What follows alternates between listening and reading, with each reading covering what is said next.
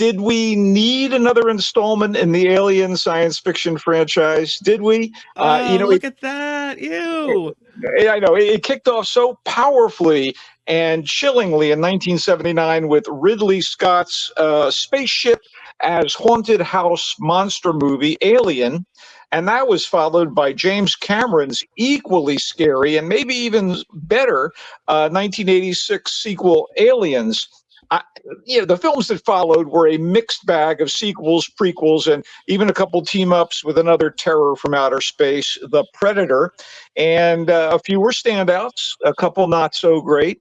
As is evident, though, and we've talked about this before, Hollywood likes to monetize the tried and the true.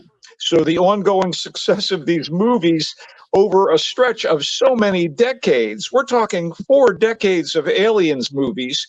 Um, this is assured more projects. And of course, they feature artist H.R. Geiger's beautifully designed, quick moving, near invulnerable extraterrestrial killing machine and its rapidly multiplying spawn. So, here comes Alien Romulus, following 2017's pretty well made prequel, Alien Covenant. And this one is pretty dang good as these things go. Like most of the movies in the series, it's impacted by the heedless greed of a future corporation that wants to research and profit off of the xenobiology of the alien creatures, despite the extreme danger they present to humanity. Oh, we don't care about that. If we can make some money, sure, a few lives lost, that's cool. Oh, It's collateral damage. Anyway, that's believable though, right? exactly. So, speaking of exploitation, Alien Romulus is set on a harsh mining planet controlled by your typical soulless corporate entity that mistreats its workers. A handful of these slaves to the system are impoverished young adults that seek a better life elsewhere. But in order to travel the light years to a friendly colony where they can start anew, they need cryogenic chambers and fuel, which they try to scavenge from a massive, seemingly abandoned spacecraft high above the mining planet. And by the way, ticking clock, it's got a decaying orbit. So the would be emigrants include Rain, who's an orphaned woman whose parents died due to the brutal conditions on the planet, her adopted synthetic brother, Andy, a somewhat damaged android who is programmed to be protective of Rain, plus her friend Tyler, who came up with the escape plan, Tyler's sister, their cousin, and another friend. Little do any of them know about the experiments that were in progress on the derelict ship under the auspices of the bottom line obsessed Weyland-Yutani Corporation, well known from previous Alien movies. Of course, there are callbacks to earlier films in the series, one in particular that's aided by the magic of digital wizardry. And with all these youthful, fresh faces, there's a bit of a Alien 90210 vibe, you know? I mean, Oh, wow. there's no grizzled space veterans running around on this thing. But the horror and the scares are what any fan of the series would expect. And there are a few curves thrown, all courtesy of a director and co-screenwriter Fede Alvarez, heretofore best known for his 2013 Evil Dead reboot and the 2016 home invasion movie Don't Breathe. So Alvarez acquits himself nicely, as does the cast, especially Kaylee Spaney, who I believe starred as Priscilla Presley in that recent docu-pic. She plays Rain, and David Johnson as the android Andy. And though there's nothing as shocking as what viewers experienced via the earlier Alien movies, and you have to just accept some of the pseudoscience mumbo jumbo, there is plenty of monstrous action and splatter, with some interesting variations on previous set pieces in the franchise. Yeah, I kind of watching this thing and I wonder after a while if there was like a viscera wrangler who kept all the goo dripping properly. I don't know. But I just let the whole thing wash over me, so to speak. Mm. As these movies go, Alien Romulus is an effective fright machine that is in theaters.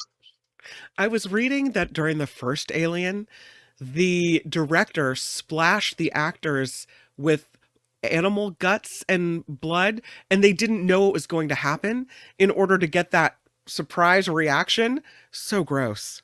I know. One of the interesting things about this creature and his or her spawn, there is an alien queen who's a major figure in one of these films, is that their blood is like acid, so it burns through things. So you blow up Mm, an alien, and its drippings burn a hole in your spaceship. So there's all kinds of treachery afoot. And for you what got to be these careful.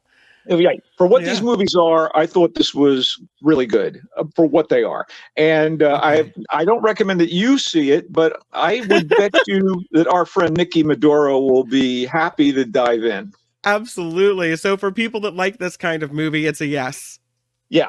Here's Okay. something that might be more in your wheelhouse. Okay. Inspired by actual events, Skincare is a solid mix of mystery, thrills, and psychodrama that works in large part due to Elizabeth Banks in the lead role. Banks plays a longtime Hollywood esthetician and skincare queen named Hope Goldman, who is about to launch a high end product line and finds a new skincare clinic opening up in the retail space right across from hers at the crossroads of the world on Sunset Boulevard in LA.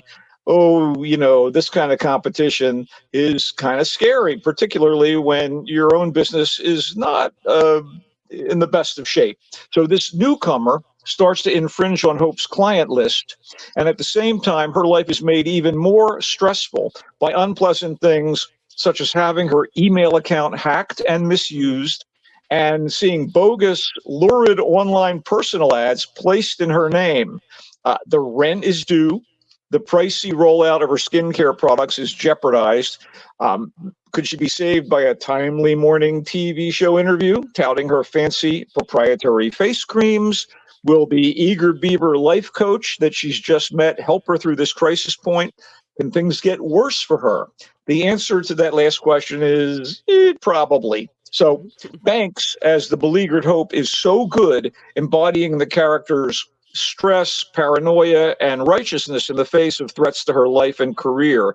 The fine supporting cast includes Luis Geraldo Mendez as Angel, the smug rival facialist, Louis Pullman as the life coach, Michaela Rodriguez as Hope's loyal assistant, and Nathan Fillion, that's right, star of various TV shows like Yeah. Castle and I like him. Firefly. Yeah. Yeah, he plays the morning TV talk show host whose interview may provide salvation for Hope.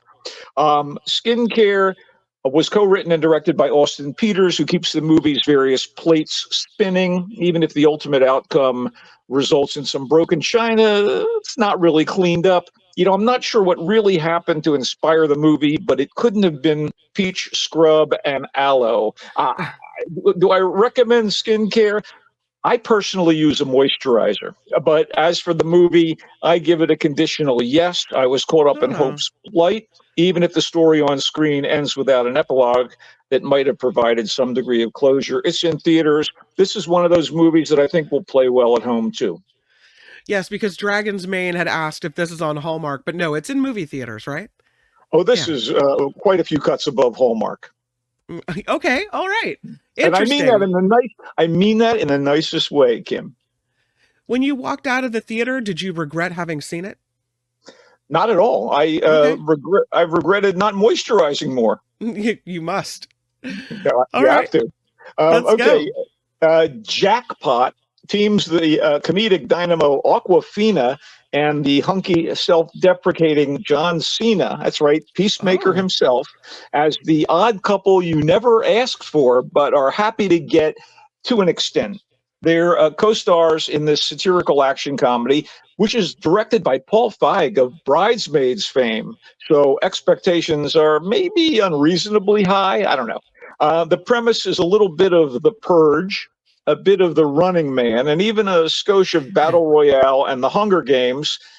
In the very near future, California is in such dire economic shape that people embrace the so called grand lottery in Los Angeles, wherein it's perfectly legal for anyone to kill the multi billion-dollar winner of the lottery within the city limits, as long as no guns are used and the winner is killed before sundown on the day of the win. oh, Uh, wow. if the winner survives, the money reverts to them. If the winner is killed, the killer gets the money. So Aquafina is Katie Kim, a down on her luck actress who has just returned to LA after years away. In short order, she discovers, shockingly, she has the winning ticket, and she discovers it when everyone around her tries to murder her. Uh, with the exception of John Cena's character, Noel Cassidy, who is a professional bodyguard to lottery winners in exchange for a percentage of the winning and offers his services to Katie. So cue the violent chases and the fight scenes, some of which are fun. The Aquafina Cena chemistry is good. And Aquafina's Shang-Chi co-star Simu Liu joins the fray as the head of a well-moneyed security agency that also offers to help Katie survive the day, presumably at a price. But for all, Jackpot feels a bit half-baked, and it doesn't hit the heights of the best stuff the actors and director have done in the past. It does have its moments, so it's a good thing you can simply access it on Amazon Prime at home and tune out if it ain't for you. Jackpot on Amazon Prime Video. What do you think? Is it worth it? It sounds Uh, the way you describe it, it makes it sound really interesting. it was fun, but again, not up to their best work. There's a lot of, Okay. the talent of the cast and the director won't necessarily assure a great movie, as we've seen with Borderlands and to a lesser extent, The Instigators. I Hmm. think a lot of it is in the script. And there are moments and some funny ones too, but it just gets to be just a lot of clatter at some point. Yeah. All right. That's too bad because I like the way you described it, but oh well. Well, yeah, I mean the premise, the concept is intriguing, but Hmm. it just again feels a little half baked. Yeah. All Maybe it right. needed to be in the oven a little longer. I don't know. Um, okay, so let's wrap up the movie segment here with The Union. Now, The Union is not a heated drama about labor's struggle with management. Instead, it's a middling international espionage thriller about a special ops unit called The Union. And it teams another odd couple, maybe as odd as Aquafina and John Cena. You get working class lunk Mark Wahlberg as a Jersey City construction worker named Mike McKenna, and the elegant Halle Berry as a sophisticated secret agent, Roxanne Hall, who is Mike's high school sweetheart, but she left New Jersey and became, I don't know, like Jane Bond. So apparently there's a MacGuffin out there, and all the information on intelligence services worldwide is available in some device, and it's going to be put up for bid, and everybody is rushing to try to get their hands on this thing. There's auctions and shoot 'em ups and car chases, Mm. and some of them are fun and some of them are, business as usual. And there's an interesting supporting cast besides those guys too. I mean, the boss of the union is played by J.K. Simmons, always reliable. That isn't all. Mike Coulter, known to some as Luke Cage from the Marvel TV show, and also as the demon fighting priest on the TV show Evil, he plays another union agent. Plus, you get, Jackie Earl Haley as kind of the Q, the tech expert of the union, and so on and so forth. But it just seems it didn't knock me out. Let's put it that way. Mm. I was diverted by it. It's not, again, boy, it's ridiculous not to say this. It's not terrible.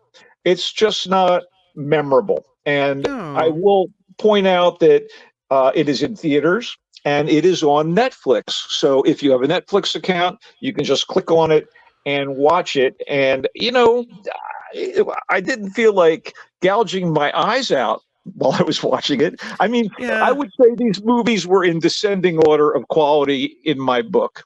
You know, It's too bad because you've got Mark Wahlberg and Halle Berry, and you would think those two in a movie that's kind of action packed would be really good. I never bought them as a couple, not for one Okay. second.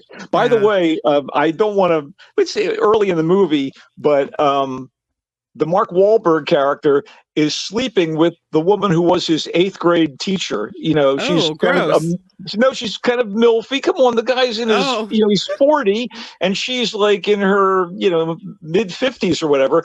But she's played by Dana Delaney of China Beach, who is still quite an attractive woman, and so you kind of buy it. And Lorraine Bracco, of all people, plays Mike McKenna's mother. Remember her from The yeah. Sopranos and what? Yeah, absolutely. She's a Yeah. terrific actress, and Yeah. the clock ticks for all of us. But interesting supporting work there. Again, I mean, J.K. Simmons, Mike Yeah. Coulter. I mean, this is a good cast, but you kind of never buy the premise that Mike and Roxanne are a legitimate couple, and you really don't see sparks fly between the two characters. Maybe worth it if it's on Netflix. If it's streaming, then maybe I'm more likely to. And you have some other streaming options for us as well. Well, I do want to mention the fact that my guilty pleasure, Emily in Paris, is Yes. back for season 4. If you ever wanted to see Phil Collins' daughter, Lily Collins, cosplaying as Audrey Hepburn in Funny Face, that's 4 seasons of Emily in Paris. Yep. The earnest but kind of clueless American girl pursuing a career at an ad agency in Paris, and obviously caught between 2 lovers, the handsome Sure. French chef and the slick British businessman, and dealing with an abusive boss and all that. And there's all this great French pop and all of these shot in Paris and environs, even down on the Riviera. Right. Photography, the settings are all lovely. And yeah, I don't know. I watch it. And I tolerate its, more mediocre moments because I- it's cute. I'm in. Also, I do want to point out I've watched only the first 2 episodes, so I can't really expound that much on it. But Carl Hiaasen is a great novelist, and his Bad Monkey has been adapted by some of the people that had a lot to do with Ted Lasso.